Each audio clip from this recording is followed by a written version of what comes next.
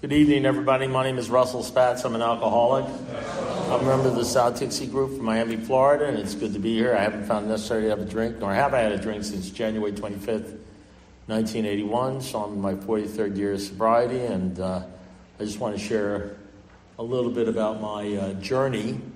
It's going to have to be a little bit. I'm 73 years old and been doing this deal for about 42 years, and so it's kind of hard to compact that in the space of 30 minutes or so, 45 minutes, whatever we have here. But I have a story for you.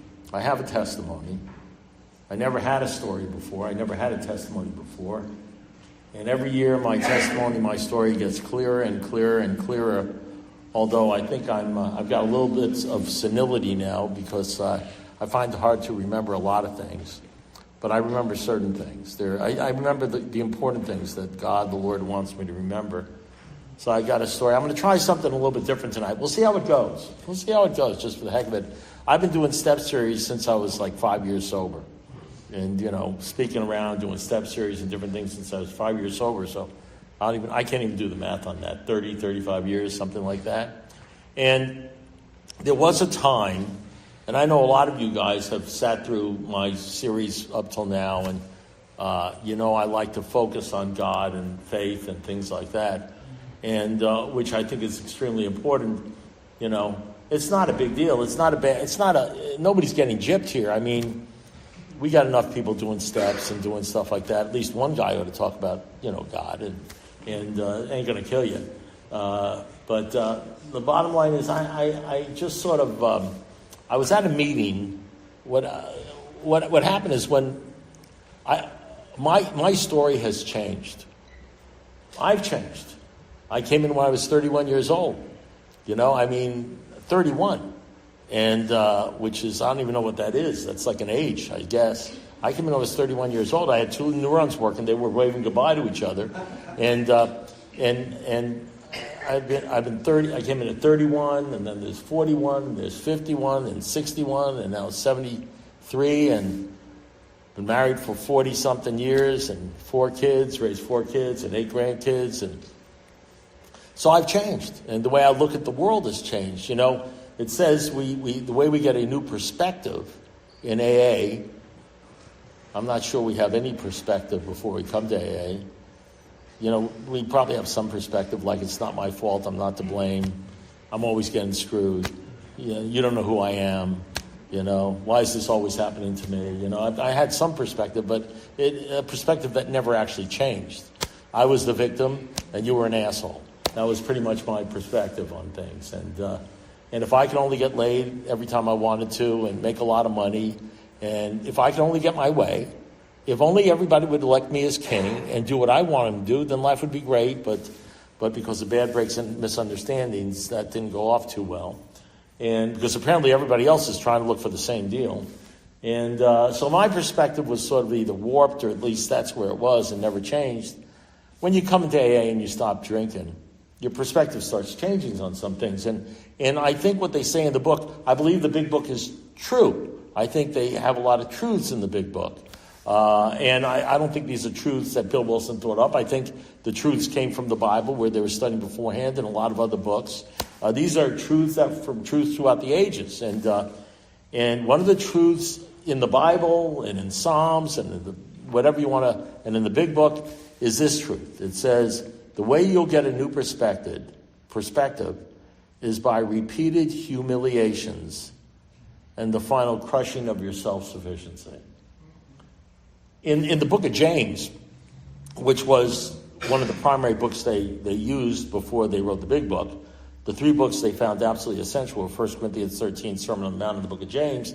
The way James put it, he says, rejoice and be excited when you have trials of many problems of many. Anybody ever been, after they got sober, anybody ever suffer from problems, difficulties?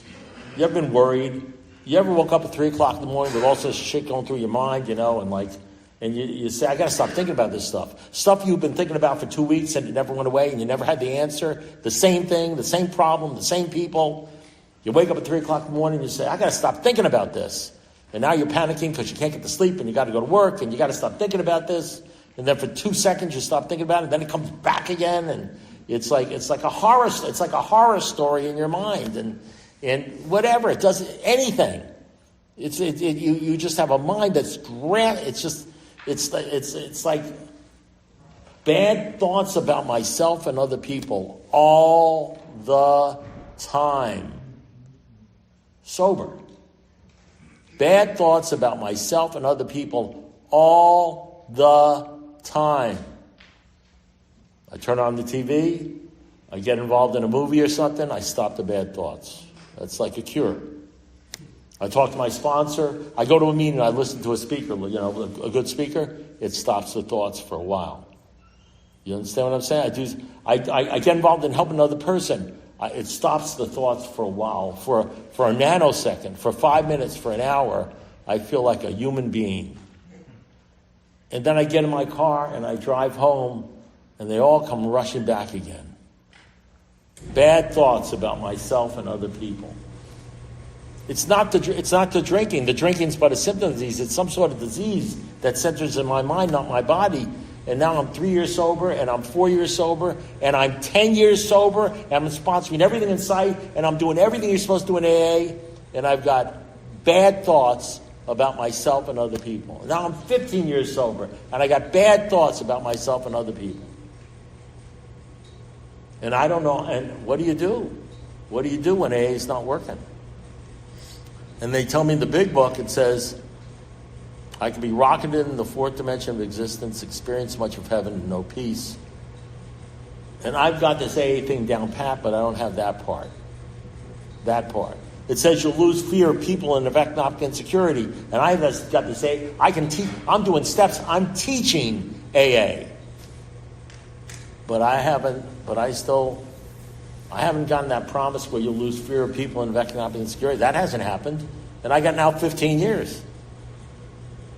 What do you tell yourself when you got 15 years or 20 years and you're still worried and you're still anxious and you haven't had a drink and you know it's not alcohol because you haven't had a drink in 20 years? What do you do then, big shot?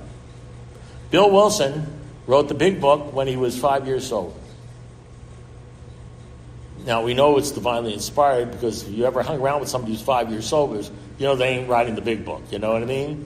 They're like thumb-sucking crybabies and they're crazy, you know what I mean? But in a sort of good way. They're getting a little bit better, maybe. So you know there was something going on with Bill besides him. And then 15 years later, when he was 20 years sober, he wrote the 12 and 12, which we worship those books. We worship the big book and the 12 and 12, and he wrote all those things and other stuff as Bill sees it. But Bill was an alcoholic. Did you know that? There's one who has all power. That one is God. Bill Wilson's not God. Dr. Bob is not God. You know? The conference. It's conference approved. Conference ain't God. You know what I mean? AA is not God.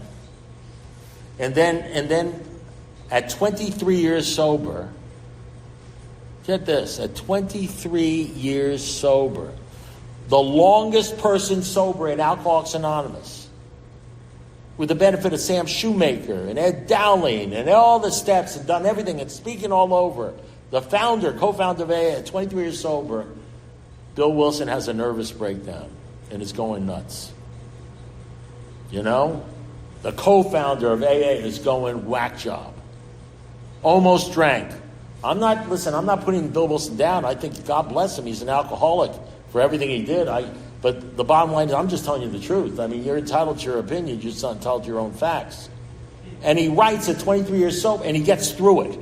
And he gets to another end because he gets crushed. And he realizes something, and he wrote an essay called The Next Frontier. And he talks about how his eyes have opened up. At 23 years sober, his eyes have opened up, and he realizes something for the first time.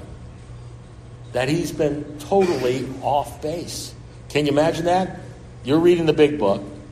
Nothing wrong with the big book. It's God-inspired. You're reading the 12 and 12. Nothing's God-inspired. Now, the guy who wrote all that, who almost drank, who's 23 years sober, is now realizing he screwed up the whole thing. Dr. Bob knew it was going to happen. He knew it was going to happen. Because Dr. Bob was solid. He was solid. If you know anything about Dr. Bob, read Dr. Bob in the Good Old Timers. Guy was totally God committed. Totally God committed, Dr. Bob. I'm not saying he's perfect, nobody's perfect, but totally into the God thing. Bill Wilson, not so much. Bill Wilson, if you read Dr. Bob and the Good Old Timers, he's the one who goes up to Henry and says, I don't think, he's doing, you know how in AA they say to you, don't talk too much about the God thing? Don't talk too much about the God thing. You're talking too much about God. Bill Wilson was that guy. It's amazing we have as much. He's the one who went up to Henry Cyberly and he says, I don't think we should talk too much about the God thing. He was hair trigger ready to compromise on the God thing because he had been hurt by people who turned away because of the God thing. You guys know anything about alcoholics? You ever hang around alcoholics? Very few of them like the God thing. Have you recognized, now let me explain something to you. This is not Well People's Anonymous. People, the way, if you're here and you're an alcoholic, you're here because you're insane. You understand? So there's a real good chance that if you feel strongly about something, you're wrong. I mean, I'm not trying to hurt anybody's feelings. Consider the possibility that the stronger you hate something, the more that it disturbs you, the more you're turning away from the truth. Because an alcoholic life seems the only normal one for us. We can't separate the truth from the false. And if you guys knew what the truth was, guess what? You wouldn't be here in the first place. You wouldn't have the broken marriages. You wouldn't have the jail time. You wouldn't have all the bullshit, the unmanageability of your life. You wouldn't have to be here,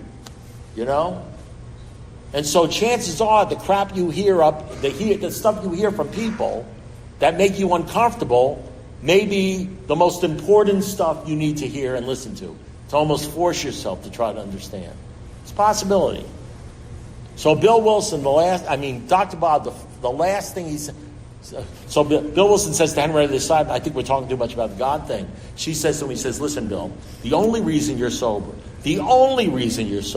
is because of God. So if you throw out the God thing, you might as well be the Kiwanis Club or something like that because God's your only hope. And she says, finally, Bill agreed. But then Bill went back to Manhattan. You guys know anything about New Yorkers? I'm a former New Yorker, okay? New Yorkers are like, New Yorkers. You tap somebody on the street in New York and say, do you know how to get to Carnegie Hall or should I just go fuck myself? You know what I mean? I know I use the F word. So you can forget everything I said. You can lodge on that. In other words, New Yorkers I want the bottom line. Don't give me the bullshit. I want the bottom line. Don't talk about the God stuff. I want to know what's in it for me. And, we're fast thinkers, you know what I mean? And we're irreverent and we're in your face. And nobody's going to tell me nothing. You mind your own business. I'm a New Yorker. Now, I'm not saying that the New York kind of, in-your-face attitude isn't prevalent in, like, Milwaukee, okay? I think it's probably prevalent in most alcoholics. It says we're self-centered. It says our chief characteristic is defiant. So maybe all alcoholics are like New Yorkers. Maybe that's what it is. I don't know what the story is. But the bottom line is that's my personality. My sponsor used to say when he said, why do you do the things you do? I said, that's my personality. He says, well, your personality is killing you. And so I'm that way. So that's why Dr. Bob, who was from Akron, around that area and everything like that, said to Bill Wilson when they left, the last words he said to Bill Wilson, because he knew Bill was going back to Manhattan. He was going back with all the dreams and getting as many people, because the whole thing was, I'm not saying this is a bad thing, and this is what probably God wanted. His idea was, the original AA for the first 4 years is you couldn't go to a meeting unless you got down on your knees and gave your life to God. In other words, you didn't get into AA unless you had already done the third step. There was nobody in AA back then saying, well, if they had said something to me about God, I wouldn't have been here. Because they wouldn't have been there. Because they had to get down on their knees in front of everybody. So the meetings were, what would you call it? Small. But they were different. They were different than the meetings you're going to now. Right? Because the people were, I'll put it this way, pre-qualified. They had already announced their willingness to turn their life over to God. Whether it was bullshit or not, they were willing enough, because they're at death's door, to get down on their knees in front of people and say the prayer. The prayer that they say we should say, maybe, in the third step. They were willing, which some people do and some people don't. We got a lot of, even though the book says this sort of thinking, atheism, has to be abandoned, the book says that. By the way, that's our program. It says it has to be abandoned. By the way, Dr. Bob said if you're an atheist, agnostic, have some sort of intellectual pride which keeps you from this, I feel sorry for you. I feel sorry for you. You're pathetic. Your Heavenly Father will never let you down. I mean, it is clear what the big book's all about, and you still got people standing up in AA and saying, I'm an atheist, I don't believe in God. And which you're allowed to do. We're open, you know what I'm talking about? But nobody stands up and says, listen, why don't you keep that to yourself, because that's not our program. And there are new people here. Nobody does that. But if you stand up and you talk about God, 5 people will descend on you and say, you're killing newcomers. Now, if you're alcoholics, you know what hypocrisy is, don't you? If you're an alcoholic, you know what hypocrisy is, because you are a hypocrite. You say one thing, you do another. So if you can recognize anything, that's hypocrisy. Okay? But the reason why you don't hear much about it in AA is because alcoholics, one of the consequences of being an alcoholic is you want people to like you. And you will whore yourself out to this world and whore yourself out to anybody and compromise anything you have just so people won't dislike you. So you live your entire life knowing you're unworthy and worrying about what people think about you, how you're dressing, what your car looks like and all that stuff, because you worry about that. And since AA is not Well People's Anonymous, and we dropped that whole thing about the God thing, because Bill Wilson wanted as many people as possible, and we got a large funnel, a giant funnel with millions of people coming in on God can be anything you want, don't worry about it, don't worry about the God thing. Nobody pays attention, unless you've been around to the wild, like a funnel. It gets smaller and smaller and smaller and smaller, and then it gets very tiny. And at the other end, somewhere around 25 or 30 years, a couple of alkies drip out, maybe 0.5%, and they're solid and they're happy and they've been rocking in the fourth dimension of existence, and they believe in God. And God has become the central factor of their lives. And they're convinced that he lives in their hearts and minds. So they all see the alkies coming in on the big funnel. And sometimes if you're really studying, you'll see all the alkies that say, well, I had 5 years and then I drank. I had 10 years and then I drank. I had 20 years and then I drank. I had 3 years and I had 6 months and then I drank. You see all that, but you don't pay much attention to them because the rooms we got a lot of people, you know what I mean? But what you really don't see much of is the guy with 40 years who's devoted his life to God and feels so strongly about it because he's lost the fear of other people and what they think about him, that he actually talks about God at AA meetings and proclaims it. You never think, why don't you see a lot of those guys? Because they don't exist.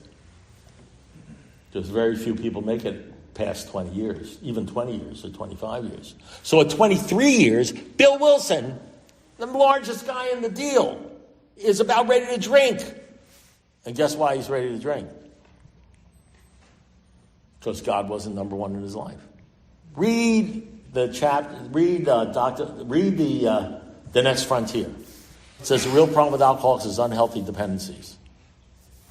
Read what he says, how he says you can't depend on anything. Not even AA. AA is a tool. It's a fellowship to get you to a certain place. And that place that it's to get you to, your real reliance, read the last page of the big book. Your real reliance has to be on God. He will even show you how to create the fellowship you crave. What's your fellowship like? Is this a fellowship where they talk about God? Is it a fellowship that's the most important thing? Or is it a fellowship where you're out in the parking lot smoking cigarettes saying, look at that blonde over there? Which fellowship do you have? You have fellowship of the party? What's your fellowship? So now Bill Wilson says, this is Bill Wilson's words. He says, one of the things I noticed at 23 years is how many old-timers, he calls them oldsters, have put the booze test to the booze cure to a test. They're not drinking. They've gone through stuff, but they're so unhappy, like I was unhappy. And then he says, perhaps some of these old-timers will be the spearhead for the next development in AA. I'll let you guess what the next development is in AA, because it's actually happening before your eyes. It's happening on Zoom. It's happening over. The next development in AA, well, I'll put it to you this way. There's a statement by T.S. Eliot that I like. It says, we will not cease our exploration. That's what you guys are doing. You're exploring right now. You're all explorers. You're exploring your alcoholism. You're exploring all this stuff. You're trying to see how you can feel better. You're involved in the exploration. You know what I mean? We will not cease our exploration. And in the end, we will come to a place where we began, having known the place for the first time. For we're doing all the exploring, and somewhere around my 25th year, I came back to the place where they began, having known the place for the first time, and it was a place where you get down on your knees. And you live a turned over life to God. What they were doing in the very beginning. Back to the beginning. Before the treatment centers, before all the pamphlets, before the conference approved stuff and the conference disapproved stuff, before all that stuff, rip all that crap away. Get back to the beginning. The surrender. The surrender. That's what they called it, the surrender, which they felt was a must. Dr. Bob would get them down at the foot of the bed, the surrender. None of that has anything to do with what I'm about to talk about. But I just go with the flow. So, here's the deal. So what happened was, I was at this meeting, and it actually does have something to do with what I'm talking about, but maybe. But you're going to have to figure it out. You're going to have to figure this thing out, you know? I'm not going to feed it to you with like a silver platter. So I was at this meeting. So in any event, if you remember, I was doing these things all along since I was 5 years sober. And when I used to do a step series, it didn't sound like this. My step series never sounded like the first 15 minutes of this deal about the God thing or anything like that. So don't feel guilty if you're not into the God, you know, because listen, I'm talking about, you're looking at 25 years, you know what I mean? Bill Wilson at 23 years, you know? There are people right here on Zoom that at 35 years they came around. This is like oldsters. This is like six-step stuff. This is the real deal. This is the stuff that separates the men from the boys. Old-timer steps, you know what I mean? This is not whether or not you can do a good four-step or a good inventory step, or whether or not you can say I'm sorry or anything like that, or whether or not this is the real deal. This is when you're past all that stuff, and you can do a four-step like that, and you can do a fifth step like that, and you can make amends like that, and you can do the whole thing, and you can even talk in front of a group. You can do everything except make God the central factor of your life. Because you're still chasing pussy or money or something like that. You're laughing. You don't know what it's like. You know? Because God is not the central factor of your life. You have him in the glove compartment to bring him out at certain times like 3 o'clock in the morning. You know? And that's the deal. So, in any event, so my step series didn't sound like this. What I used to do, this is going to be a shocker to you guys, because I know I spent 90% of my time talking about God, talking about the stuff I was just talking about, which is not a bad thing. Somebody's got to talk about it. So I used to actually talk about the steps. This is true. I know you don't think I have it in me. And I'm not sure I do, to be honest with you. But I used to talk, like if I was on the first, I'd talk about the first step. If I was on the second, I'd talk about the second step. And I'd talk about the third step, and there was a time in my life where I could actually do the steps. You know? I think what's happening, I think I'm living them now. You know, the big book says on the 10th step, it says, there's something if you do it enough times. In other words, you screw up enough times, you apologize enough times, you go to God enough times, you make amends enough time, you learn something called restraint of tongue and pen. Which means John Wayne used to say it this way. I like the way he says, life is tough. And if you're stupid, it's even tougher. So I like to say it this way. If you don't open up your big mouth and you don't do stupid shit, you find you don't have to make too many amends. you find that you're not disturbed. It says the spiritual axiom is whenever you're disturbed, no matter what the cause, there's something wrong with you. I mean, I embrace that, and to the point where if I ever got disturbed, I would first get mad at you for 30 seconds, and I'd say, what the hell's wrong with me? And I'd start thinking about myself. And I did that over and over and over again. But here's the question. What happens if you stop doing stupid shit and hurting people and you love on them? What happens if you find that you're not disturbed? What do you do then? What happens if you're not disturbed? What happens if you're not thinking bad thoughts about yourself and other people? Have you ever thought about that? What life would be like? What would happen? What would life be like for you if you weren't scared? What would be like for you if you didn't have anxiety? What would be like life be like for you if you worried about what other people thought about you, how you looked, how much money you had? You just didn't worry about it. What would it be like if you weren't disturbed? I think it would be like being rocketed into the fourth dimension of existence and experience much of heaven. Do you think that's possible in AA? Why would they? Well, if it's not possible in AA, why would they put it in the big book? Why would they put it there? If it's not possible to lose fear of people and economic security, why would they put it in there? I mean, is the big book a lie? I heard that there are some people that get to that point. Maybe it's not perfect, but it gets pretty. I heard there was a guy in California that got there. Maybe a guy in Iowa. I don't know. That'd be a cool thing. So none of that is what I really want to talk about. So let me talk about what I was saying. So I was at a meeting on Tuesday or something, and it was on making amends, which is theoretically what this is supposed to be about. This is like the 8th week, 8-step, 9-step, sort of like an 8-step, 9-step, 10-step sort of, milkshake here. And, guilt, fear, being pissed at other kind of. And somebody, and somebody was talking about making amends and about the 8-step and everything. And so it came to my turn to talk, and I told a story. A story, I don't even know why I told it. It was a story that came to my mind. Sometimes that came to mind that I used to tell when I actually talked about the steps. And I told the story, and a guy called me. He says, "Man, that's incredible." He told me. He said, "I really appreciate that story." And I said, "I haven't told that story in 15 years. I used to tell that story all the time when I was doing this. When I was actually doing the steps."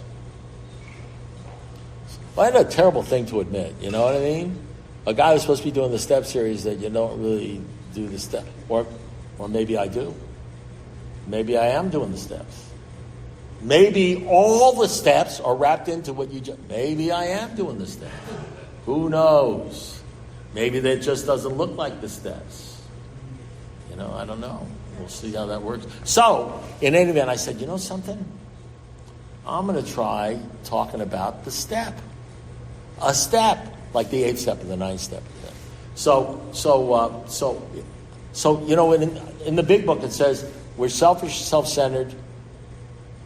I'm not saying this against you. Don't get mad at me. I'm telling you what the book says you are. What the book said I am. It says I'm selfish and I'm self-centered and driven by 100 forms of fear, self-delusion, self-seeking. I'm crazy. I'm deluded. I'm selfish. I step on the toes of others. They retaliate seemingly without provocation. But I ultimately realize, although up until coming to AA and maybe for years afterwards, I never realized that I've made decisions based upon being a selfish son of a bitch, which puts me in a position to be hurt. So there may be consequences to being an asshole. There may be consequences to being an asshole. There may be consequences to being an asshole. Now, you guys are alcoholics, right? So you've heard the word asshole before. I mean, I know not, once we're in here, we're not supposed to say things like that. You judge people's sobriety about whether they curse or not and stuff like that. That's all bullshit. You know what I mean?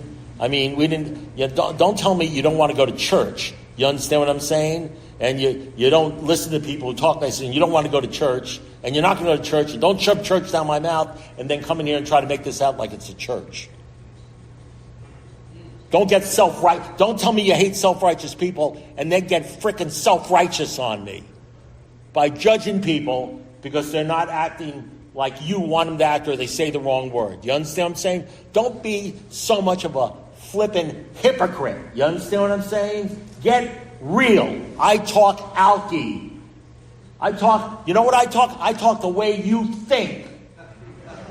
I talk the way you think. I say fuck because you say it all the time in your mind. And I don't want some guy in the back road saying, I'm not going to listen to this guy. You know, I didn't come here to hear a preacher. I want the guy to be saying, well, I like this guy. He's talking the way I think. He understands. I become all things by using whatever means to save some. You know? And I'm willing to risk you not liking me because of the way I talk. If I say we're world whores, it's because we're world whores. We whore ourselves out. I don't mince my words.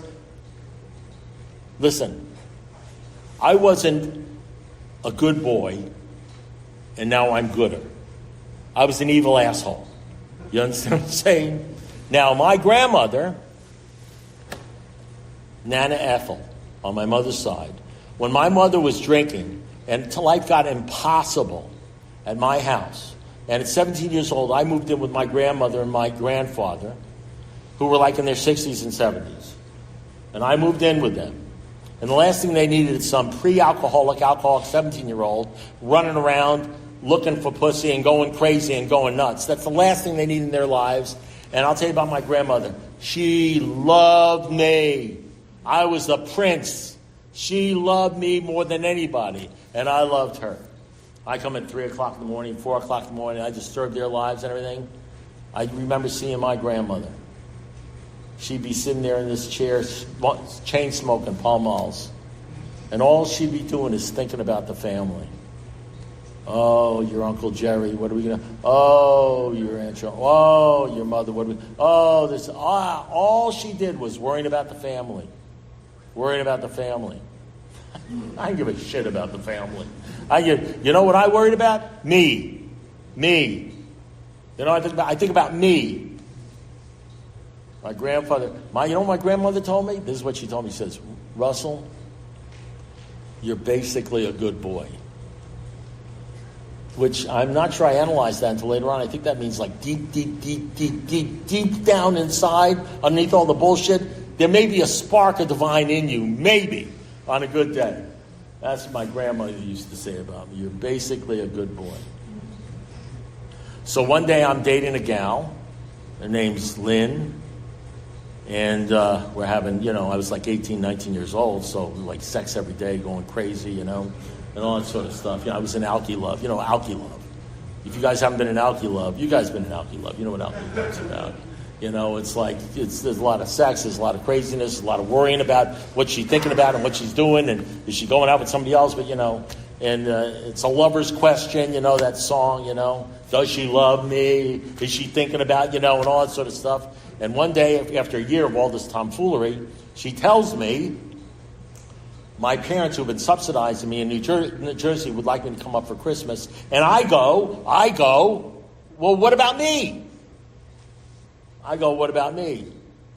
And we have a big argument. I yell at her, she yells at me. Because I knew she had a boyfriend, an old boyfriend up in New Jersey, and she was probably going to go up there and have sex with him and all sorts of stuff. And I was like dying. I got physically ill thinking about her leaving. So I had a credit card I hadn't maxed out because, you know, me with credit cards, I buy more crap I don't need to, with money I don't have to impress people I don't like. I had one card that didn't max out, and I bought a plane ticket on Christmas. I flew up there, and I showed up at a front door in New Jersey. I said, I'm here. I am here to bless you with my presence on Christmas. Well, I thought it was love. You know, the cops said it was stalking. But, you know, what do they know, you know? I'll tell you what it was. It was because I was a selfish asshole. And I only care about myself. That's what it was. It was because I was a selfish asshole. I'm going to tell you a little principle. There are consequences to being a selfish, self-centered asshole. Listen to me. There are consequences to being a selfish, self-centered asshole. Selfish, self-centered assholes have bad thoughts about themselves and other people and feel worthless. That's unless and until an alcoholic accepts his alcoholism and all its consequences as a pride to be precarious and have true happiness will find none at all. That feeling of being unworthy or less than or having to prove yourself or worrying about people like you, that comes from when you're a selfish, self-centered asshole. I know that sounds kind of harsh, but you see, when I asked my sponsor, what did that mean? Selfishness, self-centeredness, driven by 100 forms of fear, self-delusion, self-seeking. We step on the toes of others, they retaliate, assume but we make decisions based upon self. And I said to him, what does that mean? It says you don't give a fuck about anybody except yourself. See, he explained to me in Alki. You understand? And I understood it. I understood it so much, I said, I like the way they say it in the book better. But I needed to hear him say it. I needed to hear it that way. I needed somebody to say it to me in a way which would cause me to think and pierce through the denial so I would have repeated humiliations and start the road to being crushed. Because that's the only way you get a new perspective. So then I meet a gal in college and I fall in love, alky love, and I know, because if you're an alcoholic, you're an if only or an yes butter. I know if I can only marry that gal, my life would change and I'd be wonderful, and that's what I wanted. So I did the full court press to marry that gal. And I did everything I could, I was going for a PhD in algebraic topology, and her mother was a lawyer and her father was a doctor. I immediately decided I was going to go to medical school. And then I went to medical school and he says, you have no biology, you got to go back for biology for a year. I had the grades. I said, I ain't going back for no year because I'm an alcoholic, so I decided to go to law school. And they accepted me right away and I became a lawyer. People used to ask me, why'd you become a lawyer? I said, well, I like Perry Mason, I like the law thing and everything like that. I became a lawyer, I didn't realize this until 10 years sober, to get in some gal's pants. You think it's possible that a man would change his career just to get into a woman's pants? Do you think that's possible? Well, maybe you guys aren't like me. Maybe you guys aren't like this. Do you think a woman would do some crazy ass things to get a guy? Do you think they'd sacrifice their self-esteem to have a man? Do you think they'd allow themselves to be beaten or abused just so they could keep a man and not lose him? Do you think a woman would do that? You think a man would? You think that would happen? Hard to believe, right? So one day I was 5 years sober, after 5 years of marriage and a young child. I used to go to the bars every night and look at the blondes, brunettes, and redheads. And I never cheated on my wife. I just sat there till 4 o'clock in the morning saying, man, if I wasn't married, I'd go out with those gals. And then one day she said, you come home drunk one time, I'm leaving you. And I came home drunk that night. She kicked me out of the house. And I was the happiest day of my life because I was finally free. Because I was tired of her. She was still nice looking, still a good person. There wasn't anything wrong with her, except I wanted a new car. I wanted a new woman. So we went to see the marriage counselor, and the marriage counselor said, well, what do you want to change in Russell? And she said something. Probably something about coming home for dinner or something. I don't know, because all I was thinking about is the redhead I was going out to date that night. And then he turned to me and said, what do you want to change about your ex-wife? About your wife? And I said, I just want to date other women. That was the end of the marriage counseling session. Now listen, you know who does stuff like that? Irresponsible assholes do shit like that. Selfish people do stuff like that. And now I'm divorced. And now I'm out in the town and I'm running around looking for the wild ladies, you know what I mean? And I hook up with this gal named Sally on a Friday night, and now it's Saturday morning. I've been telling my son, who's 5-6 years old, that I'm going to take him to the zoo. I'm going to take him to the zoo. I'm an attorney. I'm on a 3-piece suit. I'm looking like a good guy. I'm a division chief in the state's attorney's office. I'm doing all this stuff. And I tell my son for a week I'm going to take him to the zoo. He says, you're going to take him? He says, absolutely, I'm going to take you to the zoo. My 5 or 6 year old son. I'm going to take him to the zoo. He's at home waiting for you to pick him up and take him to the zoo because you get time sharing. You get the child thing and everything, visitation. And all of a sudden, I'm going to leave to take him to the zoo, and I get a call from Sally. And Sally says, hey, me and the girls are going out on the boat today. Would you like to join us? And I'm as sober physically as I am right now. And I'm start thinking, Sally and the girls, my son. Sally, the girls, sex, and booze, or my son. It was a real struggle. But after about 10 seconds, it was anchors the fuck away. Now, there's no use calling up my son. He'll have a better time with his mother. So he's waiting there for me. By the way, you know who lives it? I hadn't been arrested for DUI. I still had a job. I still had a car. I was an attorney. You know who lives their lives like that? Selfish assholes live their lives like that. So I'm on the boat with Sally and I'm drinking. Because let me tell you something. You live your life like that, you're going to drink. You better drink. Because deep down, you may look good on the outside, but deep down inside, there's a portrait of Dorian Gray, and it looks like a total piece of crap. And that's what I was. I was a bum and a total piece of crap and an evil bastard in a three-piece suit. Now, I just told you like three stories. Three stories. You think I like cherry-picked the three stories when I was I'll pick the only three stories in my life which showed I was a selfish asshole. Those are 3 out of about 300 I can remember, and let's not even think, because that's who I was. Because I'm an alcoholic, Well, maybe I'm a unique alcoholic, not like you guys. Because I can tell you guys have a milder form of this disease. You probably didn't act like that. So now I'm 5 years sober. 5 or 3 years sober. And my youngest brother, who was, even though I went to live with my grandmother, he lived with my mother while she was drinking. My mother drank, she would be found in her negligee outside her house. And after years of living with my mother, he finally had to go to a sanitarium. Because he was so messed up because of my mother's drinking. That's my youngest brother. I was about 7 years older than him. So I was like the star of the family. I was the attorney, the star of the, and he was the guy who never quite sort of could get it together. And so every once in a while he would call me up. I'm 3 years sober now. He would call me up, and he'd always call me up when he had problems. And it was always the money. Russ, can I borrow 20? And I knew it.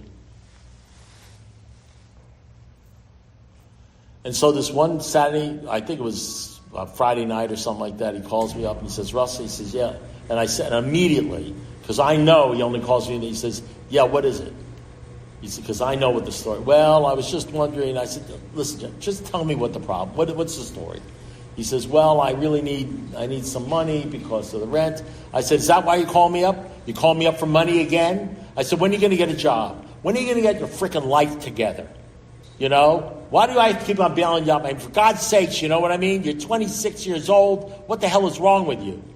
You know what I mean? Because I'm saying that because not only am I pissed, you understand? I'm saying if I give it, I know I'm going to have to give him the freaking money. You understand what I'm saying? I know I have to give him the freaking money, but maybe if I beat him enough, maybe he'll stop calling me, then I won't have to give him the money. Because I'm 3 years sober and I'm a great guy, but I'm a bastard. Because I'm 3 years sober and I haven't apparently had the entire selfishness beat out of me, especially when it comes to money. You know what I mean? Because I worry about that money stuff. I did my 4-step when I was 18 months sober. When I came home from doing my 4-step, and then I went to a meeting. When I came home after doing my 4-step, my wife told me, your grandmother, your Nana, Ethel, just died. I never had a chance to make amends to my grandmother. So my brother says, I said, so when do you need the money? Now I'm 3 years old. So when do you need it? Well, I started to need it. I was hoping you need it right now? At 8 o'clock at night? You need to come over right now and get the money. Is that what I hear you say? He said, yes. Well, come on over. I'll give you the money. I don't know what it was, 50, 60, $100, whatever it was. So I'm sitting there, I don't believe this crap. You know what I mean? And then I started thinking, you know what I started thinking about? My grandmother. I started thinking about my grandmother. I started thinking about how my grandmother, no matter what kind of idiot I was, no matter what I did, if I asked her for like $20, $30 or something like this, she'd always give me the money. She never told me I was an asshole. She never yelled at me. She never made me feel small. She never made me feel guilty for asking for money. She would just give me the money and tell me how much she loved me. And I started thinking that the only thing that my grandmother cared about was the family. The only thing she worried about was your Uncle Jerry, your mother, and this. She just would sit there and chain smoke cigarettes. She wouldn't treat my younger brother. You know, if she was alive, she would have just said, come on over, I'll give you the money. So, when Jeff showed up at my door, and I opened the door, he said, I said, look, here's the money. I said, let me ask you something. I know you're going to find this hard to believe. I said, you need any more? And that was my way of making amends to my grandmother. It wasn't a way of making amends to Jeff, although maybe it did to a certain extent, but it was my way. I've made ongoing amends to him.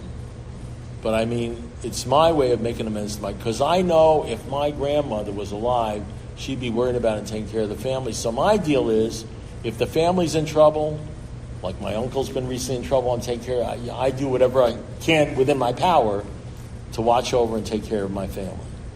You know what I mean? That's what I do. That's who I am. That's the way I make amends to my grandma. And what happens is, when you live a life like that, there are consequences to living life as a selfish, self-seeking son of a gun. There are consequences.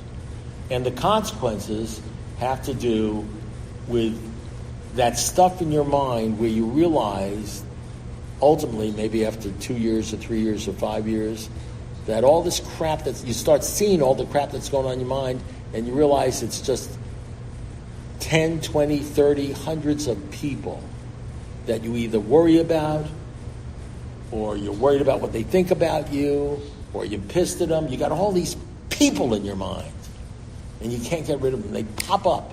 They pop up here and there. But you know, when you live your life, and when you make amends, and you make amends to the people you've hurt, and you make ongoing amends, you know what happens? Those people just disappear. The guilt disappears, the fear disappears, the bad thoughts about yourself and other people disappear. And what happens is you're lifted up. And all of a sudden, instead of saying things to yourself like alcoholics like to say, what do alcoholics like? What's the self-talk of the regular alcoholic on the street? I'm an asshole, I ought to kill myself. I know you guys never say that about yourselves. I know you guys never think, I'm a loser, I'm never going to be okay, I might as well kill myself, I'm so full of shit. I know you never say that. You're like, because I can tell you're sort of Weller alcoholics. But I'm the kind of alcoholic that I would have self-talk like that. It would just come along, I'd be driving, all of a sudden I'd say, I'm an asshole, I had to kill myself. You know? But when you do these amends things, and you stop hurting people, what happens is all of a sudden you hear this voice, you say, you know something, you're a decent guy. You're all right. You know, there's a difference between when you're telling yourself, when you stop saying, if only I had this, I'd be okay. If only I had that, I'd be okay. And you start hearing yourself saying, no, you're a decent guy. You love God, you're trying to help other people. There's a whole difference in the way you approach life and the way you think about people and the way you think about yourself. You're going to have to trust me on this. then when you wake up every morning saying, if only I had this, I'd be okay. If only I had that, I'd be okay. I'm such an idiot. Then when you're living life like that. And that has nothing to do with drinking. It has something to do with drinking on the other end, because you go through about 10 or 15 years of that and you don't get past that Bill Wilson crisis, that 23-year crisis. You don't get past that, and give your life to God and start helping other people and everything like that. You're ultimately probably going to drink, or else you'll feel miserable. You understand? So in that sense, it has to do with drinking, but it has to do with the real disease that centers in your mind, not your body. So that's it. We burned the hour. Thank you very much.